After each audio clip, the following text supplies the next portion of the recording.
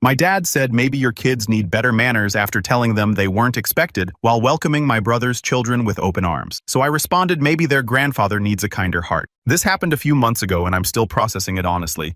My wife keeps telling me I should write it down, so here goes nothing. So this year, for 4th of July, my parents decided to throw their usual big barbecue. They do this every year. My wife and I showed up around 2 p.m. with the kids. Jack and Eve, my older brother Mike, 35 male, was already there, of course. Posted up by the grill with Dad telling everyone about his new truck. This thing was absolutely ridiculous. Lifted F250 custom wheels probably cost more than I make in 6 months. But Mike loves flashy stuff. He's always been the golden boy. I've always been the screw-up. Classic family dynamic crap. Everything was going great until this happened. Around 4 p.m., Dad decided it was time for his big sparkler ceremony. I was standing there watching with a smile because Jake and Eve love this stuff. Eve especially gets so excited about anything that sparkles or glows. She was bouncing up and down waiting for her turn. Dad starts handing out the sparklers from this big box he bought at the fireworks stand. He gives them to Mike's boys first because they're the oldest. Then he starts going down the line giving them to all the cousins. I'm watching and counting in my head and it looks like he's got plenty for everyone. But then something weird happened. He gets to my kids and just skips them like they weren't even standing there.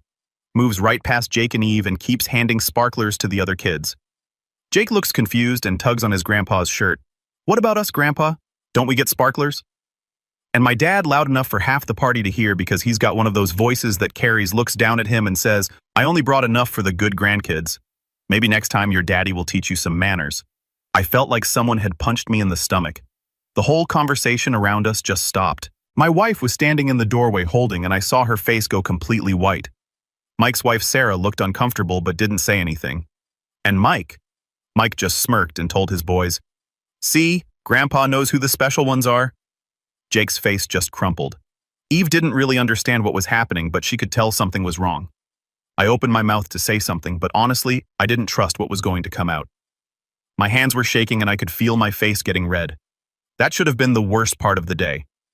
Should have been the thing that made us pack up and leave, but my parents weren't done yet. About an hour later, Mom starts calling everyone to eat. I watch her serve Mike and Sarah. They both get steaks perfectly grilled with all the fixings.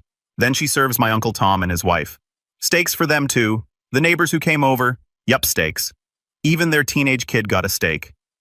Then she gets to our spot at the table. She sets down hot dogs in front of me, my wife and both kids. Not the good hot dogs either. The cheap ones from the grocery store that taste like rubber and probably have sawdust in them. Eve noticed too. She's real observant for a 6-year-old. She looked at Uncle Tom's plate, then at Mike's plate, then at her sad little hot dog and asked Mommy how come we don't get the good meat like Uncle Mike. That's when my mom stopped what she was doing and looked down at my daughter. And I swear to God, the expression on her face was like Eve had just asked the stupidest question in the world. "Well, honey," she said in this fake sweet voice that made my skin crawl. "Some families deserve the nice things and some don't. Your daddy just doesn't work hard enough to earn what your uncle does to a 6-year-old about her father in front of the entire family and half the neighborhood." The table went dead silent. Everyone just stared at their plates like they were suddenly real interested in potato salad. My wife stood up so fast her plastic chair fell over backwards. The crash made everyone jump. She didn't say anything. Just grabbed Eve's hand and then Jake's and started walking toward the house. I sat there for maybe 10 more seconds just staring at my mom.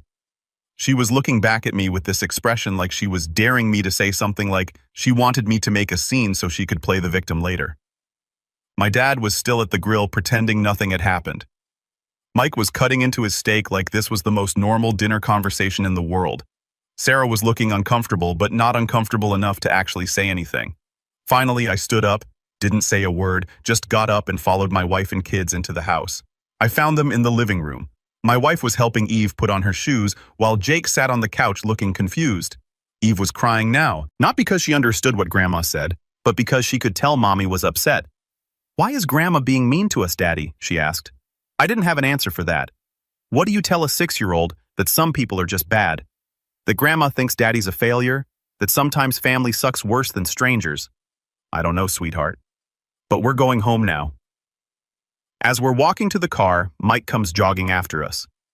Not to apologize or check if we're okay. To make things worse, he catches up to me in the driveway and puts his hand on my shoulder like he's trying to comfort me or something. "Hey, bro, Don't take it so personal.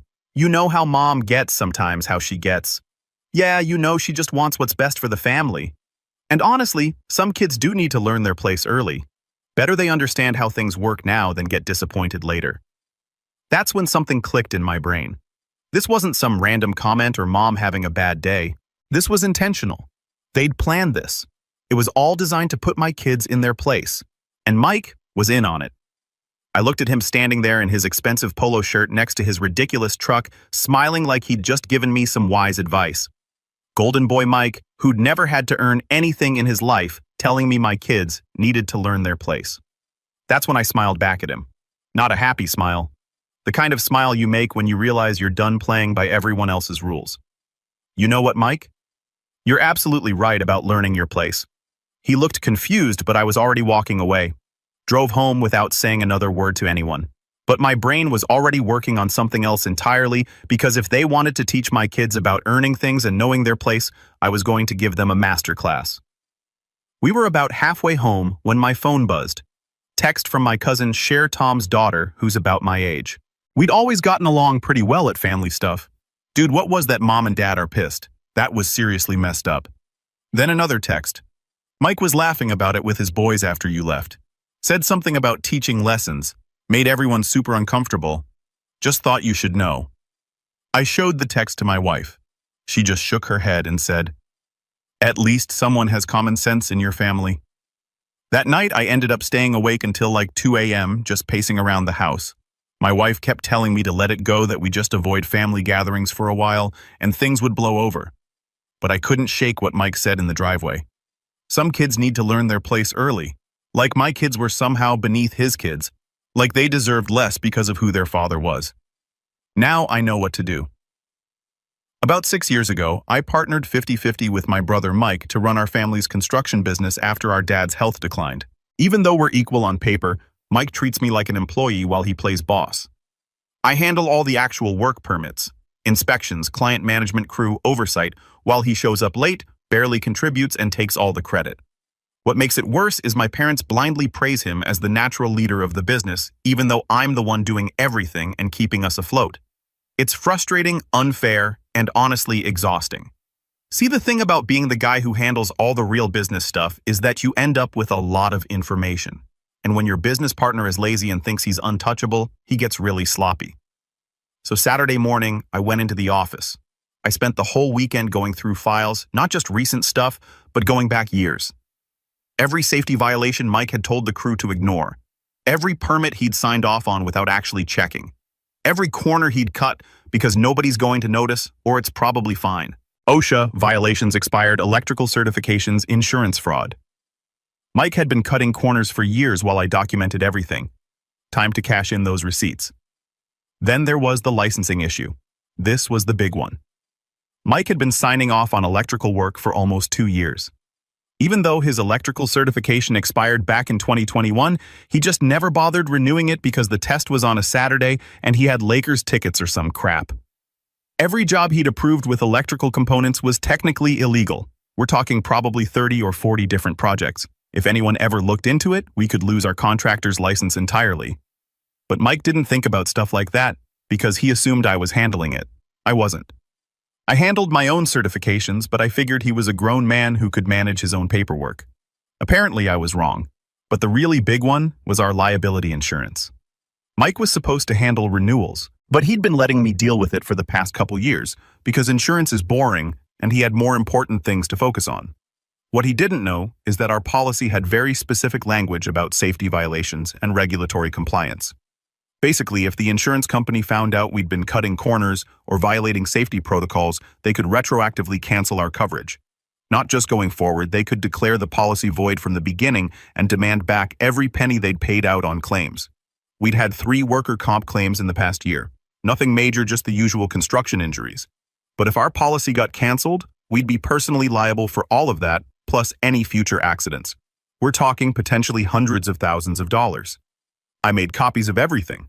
Photos, documents, inspection reports, email chains where Mike told people to ignore safety protocols, printed it all out, and organized it in neat little folders. Took me the whole weekend, but I was thorough.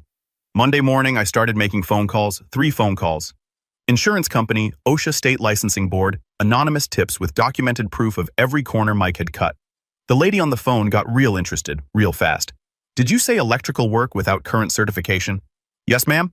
I have documentation going back almost 2 years. Sir, that's a felony. We'll need you to submit a formal complaint with evidence already prepared. I'll email it over this afternoon. I hung up and just sat there for a minute. In the span of 3 phone calls, I'd potentially destroyed everything Mike had taken for granted. The business, his reputation, maybe even his freedom if they decided to prosecute the licensing thing. But I wasn't done, not even close. Because Mike wasn't the only one who needed to learn about consequences. My parents wanted to play games about who deserved what, about which grandkids were worth sparklers and good food. Time to show them what their golden boy was really worth. The fun started on Wednesday morning around 9 a.m. I was at the Hendricks job site checking on the foundation work when my phone started buzzing. Mike's name on the caller ID. I let it go to voicemail because I was busy and honestly wasn't in the mood to deal with his things. He called back 5 minutes later. Then again, by the 4th call, I figured something was up. So I answered, "Dude, where the hell are you? I need you at the office like right now. We got problems." His voice had this edge to it I'd never heard before. Not his usual cocky tone, but something closer to panic. What kind of problems? Just get over here, man. It's about the Johnson project. The Johnson project, our biggest client, the $200,000 commercial renovation that was supposed to carry us through the rest of the year. Mike had been managing that one personally because he wanted to take credit when it went well. I drove over to the office and found Mike pacing around like a caged animal. He was still in his pajama pants and had obviously just rolled out of bed. His hair was sticking up everywhere and he looked like he hadn't slept. Johnson called this morning, he said, without even saying hello. They're pissed about some permit issue, something about delays and rejections. I don't understand this permit stuff. Can you handle it? So I pulled up the Johnson file on my computer. It took me about 30 seconds to see what the problem was. The permits had been rejected 3 weeks ago because of design flaws in the electrical layout. Mike was supposed to be managing that project, but he'd never bothered following up on the paperwork. Mike, this got rejected on June 15th, 3 weeks ago. What have you been doing? He looked confused. What do you mean rejected? Nobody told me anything about rejections. Because you never check your email. Look, I turned the monitor toward him and showed him the rejection notice sitting in his inbox unread, along with 2 follow-up emails from the permit office asking for revised plans. His face went white. How bad is this? Pretty bad. Johnson's project is 3 weeks behind schedule and they have no idea. The electrical work can't start until we get new permits approved, which is going to take at least another 2 weeks if we're lucky. Can you fix it? Like today, I stared at him for a long moment. 2 months ago, I would have said yes. Would have dropped everything and spent the next 48 hours scrambling to fix his screw-up. Called in favors, paid rush fees, whatever it took to save his ass. But not today. Today, I was thinking about my daughter asking why she didn't deserve the good food. No, Mike. This is your project, your responsibility. You figure it out. What the hell does that mean? You always handle the permit stuff. Not anymore. You wanted to be the senior partner, remember? Time to start acting like it. I grabbed my keys and headed for the door.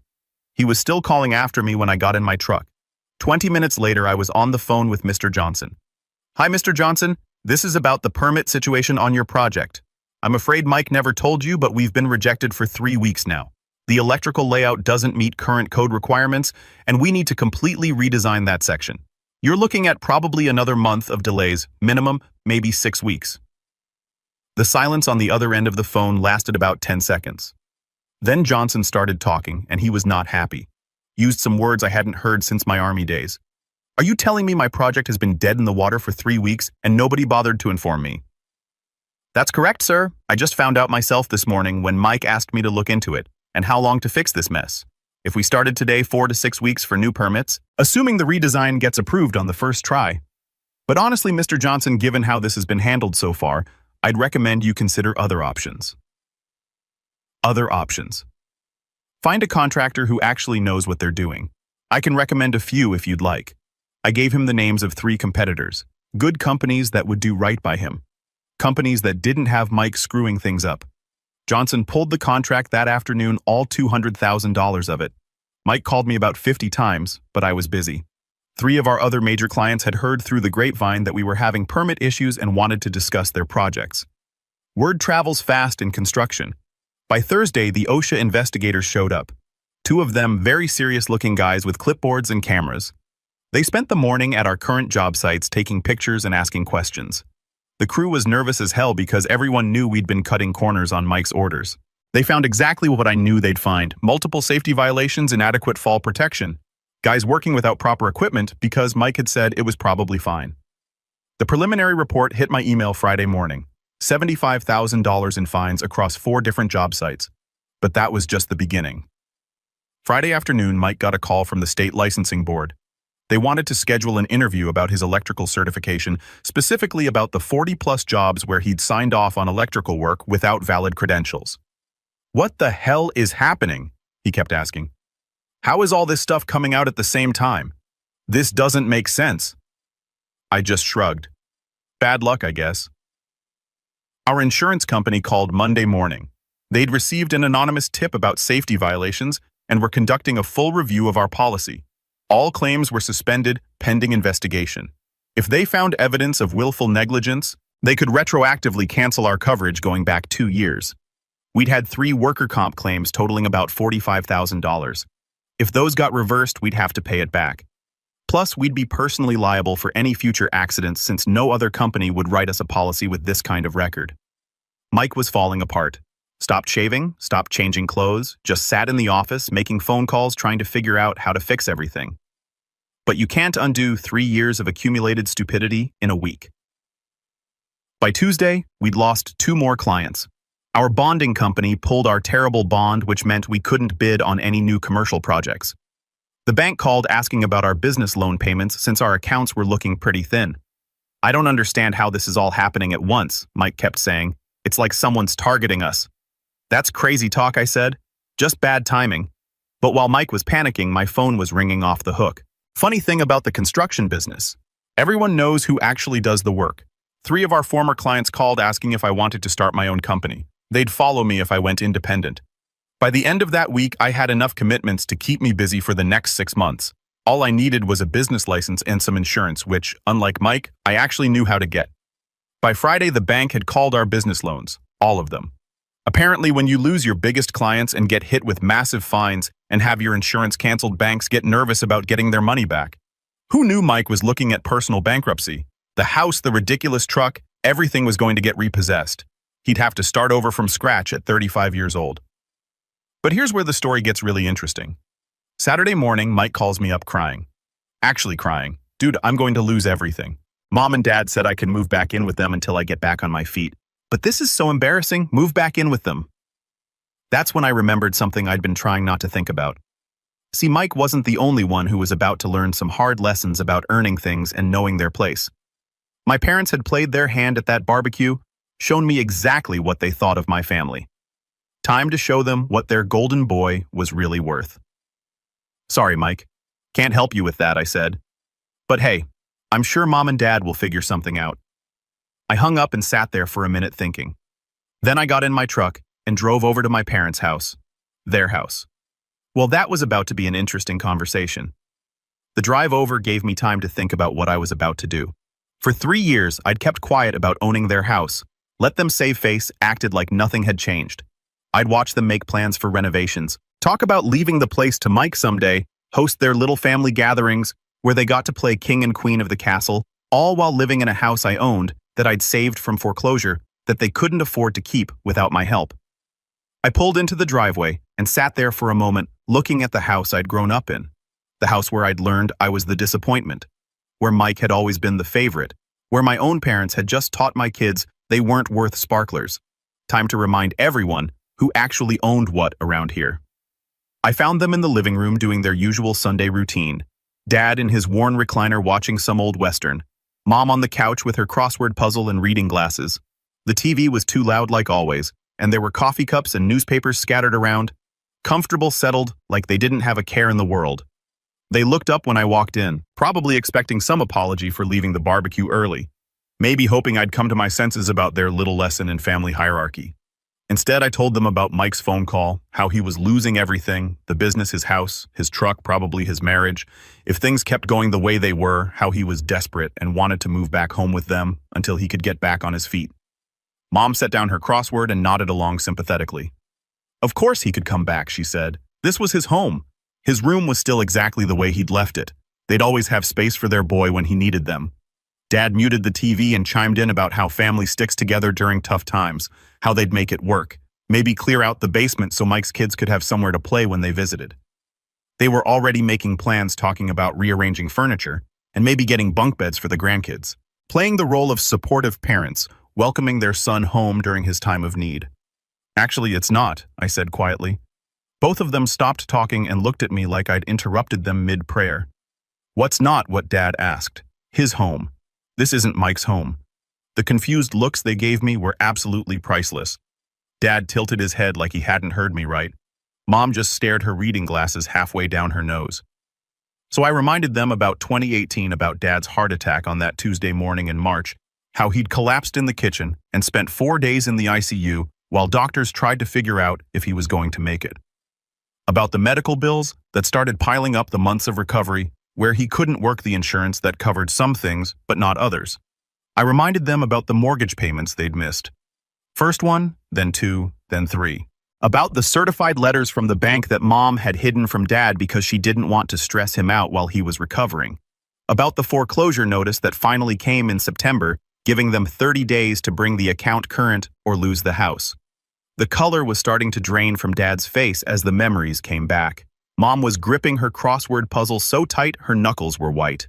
I reminded them about Mom's phone call to me that night in October, how she'd been crying so hard I could barely understand her, how she'd finally admitted they were going to lose the house, that they had nowhere else to go, that she didn't know what they were going to do.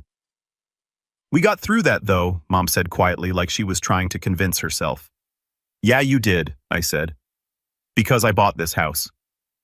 The silence that followed was beautiful. You could hear the old grandfather clock in the hallway ticking, could hear Mrs. Henderson's dog barking next door, could hear Dad's breathing getting shallow. From the bank, I continued. Paid off your mortgage, covered the back payments, handled all the paperwork to transfer the deed. This house has been in my name for 3 years. Dad tried to stand up, but his legs were shaky. That's not... We never what? Never signed the paperwork. You signed plenty, Dad. The foreclosure documents, the deed transfer, the quitclaim. You were so stressed about losing the house you barely read what you were signing. Just trusted me to handle it. I pulled out my phone and started scrolling through photos. Pictures I'd taken of all the important documents just in case this day ever came. Here's the deed, I said, showing them the screen. My name. Here are the property tax bills. My name, insurance policy, my name. This house legally belongs to me and has for 3 years. Mom was shaking her head like she could make it not true through sheer denial. We never agreed to that. We thought you were just helping with the payments. You thought wrong. I handled everything through my lawyer to keep it quiet and spare Dad's pride. Figured it didn't matter whose name was on the paper, as long as you had somewhere to live. I looked around the living room at the family photos on the walls, showing Mike's kids at Christmas, Mike's wedding, Mike's various achievements at the bookshelf full of Dad's old construction manuals and Mom's romance novels. At the coffee table with water rings from 30 years of Sunday morning coffee cups. But that was before you decided my kids didn't deserve sparklers, I said. Before Mom told a 6-year-old that some families don't deserve nice things because their daddy doesn't work hard enough. Dad finally managed to stand up, his face cycling through confusion, realization, and anger. You can't just take our house. We raised you here. I'm not taking anything. I'm reclaiming what's already mine. What I saved when you couldn't afford to keep it. Mom started crying then. Not the manipulative tears she used to get her way, but genuine panic. Where are we supposed to go? This is our home, our life. All our memories are here. I looked at this woman who'd stood in front of my daughter and told her she wasn't worth the good food. Hud smiled while doing it like she was teaching some valuable lesson about knowing your place in the world. Same place my kids were supposed to sit at your barbecue. I said, wherever you can find room. Dad tried the family loyalty angle, then started talking about blood being thicker than water, about how this would tear the family apart, about forgiveness and second chances.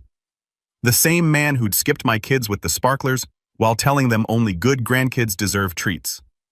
Mom went for guilt, asking how I could throw elderly people out on the street, wondering what kind of son I'd become, threatening that they'd never speak to me again.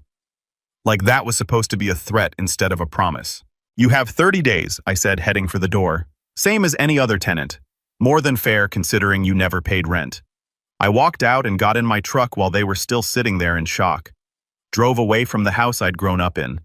The house I'd saved from foreclosure. The house where they'd just learned what earning things actually meant. In my rearview mirror, I could see them through the living room window, Dad with his head in his hands, Mom still staring at the door like I might come back and tell them it was all a joke. But there was no joke, just consequences. Just a family finally learning that actions have prices. And sometimes those prices come due all at once. The house where they'd hosted a barbecue and taught my children they weren't good enough was about to get some new occupants. Ones who understood that kids deserve sparklers and good food and to feel welcome in their own home. 30 days to figure out what earning things really meant. Time to see how the golden boy liked learning his place. The eviction deadline was a Tuesday. I made sure to drive by that morning around 10 a.m. just to see how things were going. The driveway was full of trucks, bikes my Uncle Tom's, and a rental moving van that had seen better days. They were loading the last of the furniture when I pulled up. Dad was directing traffic like he was still in charge of something, telling people where to put boxes in the truck. Mom was standing in the yard holding a lamp and crying. Mike looked like he'd been hit by a bus. 3 weeks of stress and legal troubles had aged him about 10 years. I rolled down my window and called out to Mike, "How's it going?" He looked at me like I was something he'd scraped off his shoe. "Really? You're going to gloat now, just checking to make sure you'll be out on time. I've got contractors coming Thursday to start renovations." That wasn't entirely true. I was planning to renovate but hadn't scheduled anything yet. I just wanted to twist the knife a little. Dad walked over to my truck. "I hope you're proud of yourself, throwing your own family out on the street." "You're not on the street, Dad. You found an apartment, right?" They had a 2-bedroom place across town that cost most of Dad's Social Security check. Mike was going to be sleeping on their couch indefinitely since he couldn't afford his own place anymore. The truck had already been repossessed the week before. That's not the point, and you know it. This was our home. No, this was my house that I let you live in.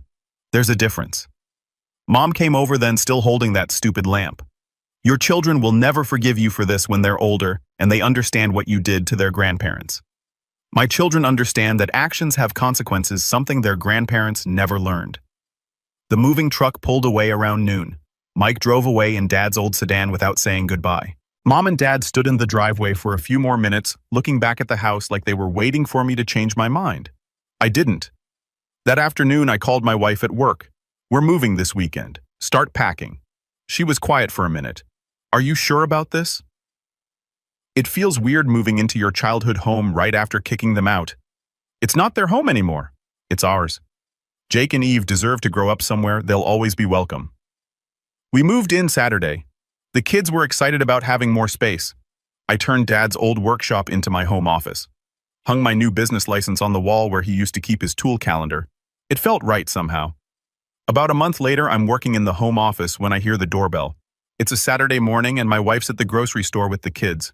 I look through the window and see my parents standing on the porch. My porch looking like they've aged about 10 years. Dad's holding some paperwork and Mom's got that fake smile she uses when she wants something. I almost don't answer, but curiosity gets the better of me. I open the door, but don't invite them in. Just stand there in the doorway like they're door-to-door salespeople. "We need to talk," Dad says, trying to push past me into the house. We're talking. "What do you want?" Mom starts crying on cue. "We made a mistake. We're sorry about the barbecue, about what we said to the kids. We want to make things right." "Okay." And Dad holds up the paperwork. "We talked to a lawyer about the house situation. We think we can work something out." That's when I start laughing. Actually laughing right in their faces. "Let me guess.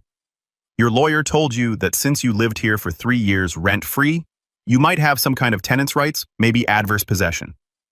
Dad's face tells me I'm right on the money. Here's the thing, though. I've got documentation of every mortgage payment I made, every tax bill I paid, every insurance premium, plus the original deed transfer. Your lawyer's feeding you crap because he wants your money. This was our family home for 30 years. Mom shouts, dropping the fake tears for real anger. And now it's my family home. My kids get to grow up here and feel welcome in their own house. Wild concept, right? I start to close the door, but Dad puts his foot in the way. "Big mistake. You can't keep us from our grandchildren. We have rights. Actually, I can and I will. See when you tell a 6-year-old she doesn't deserve the good food because her daddy's a failure. You lose grandparent privileges permanently. We said we're sorry. Sorry doesn't undo what you did. Sorry doesn't take back what you taught my kids about their worth. You showed them exactly who you are. I believe you." I push Dad's foot out of the way and close the door. They stand on the porch for another 10 minutes, ringing the doorbell and knocking, but I just turn up the TV and ignore them. Through the window, I watch them finally give up and walk back to their beat-up car. Dad's shoulders are slumped and Mom's crying again, but not the fake kind this time. My business took off faster than I expected. Word spreads quick in construction when you actually do good work and treat people fairly. By October, I had a waiting list of clients and had to hire 2 full-time guys to keep up with demand. Mike tried calling a few times in September, wanted to know if I'd consider bringing him on as an employee, said he'd learned his lesson and would do whatever I needed. I told him I'd think about it and never called back. He drove by the house sometimes. I'd see him slowing down in front, looking through the fence at the backyard where his kids used to play. He never stopped or tried to talk to us. Just drove past like he was visiting a cemetery. My parents sent a Christmas card, one of those generic ones with a photo of them sitting awkwardly in their cramped apartment.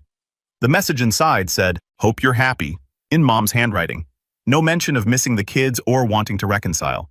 Just passive-aggressive guilt that bounced right off me. I am happy. Turns out when you teach kids they're worth sparklers and good food, they grow up knowing their worth.